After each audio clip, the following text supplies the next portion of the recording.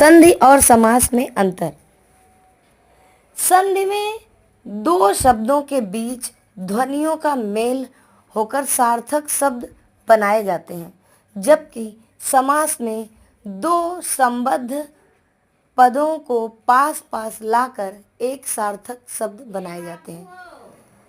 दोस्तों, यहाँ हम देखते हैं कि संधि में शब्दों के बीच ध्वनियों का मेल होता है, जबकि समास में पदों को पास पास लाया जाता है। यहाँ शब्दों और पदों में हमें अंतर जान लेना बहुत आवश्यक है।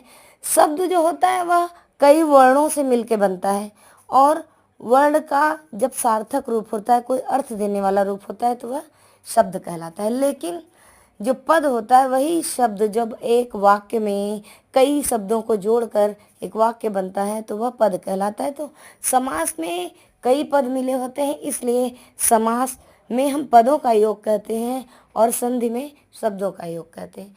तो इन दोनों में सबसे बड़ा अंतर तो यही है कि शब्दों का जो वर्णों का और ध्वनियों का योग होता है वह संधि होता है, और जो पदों या शब्दों का योग होता है वह समास होता है। संधि में विभक्ति या पद का लोप नहीं होता, क्योंकि इसमें विभक्ति का कोई वो ही नहीं होता, जबकि समास में विभक्ति और पद का लोप हो जाता है जब दो पद मिलते हैं।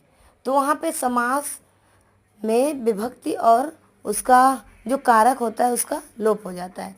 संधि वाले शब्दों को अलग अलग करने की प्रक्रिया को हम संधि विच्छेद कहते हैं, और वहीं पर जब समास के पद जो समस्त पद होते हैं उसको अलग करने की प्रक्रिया को हम समास विग्रह कहते हैं।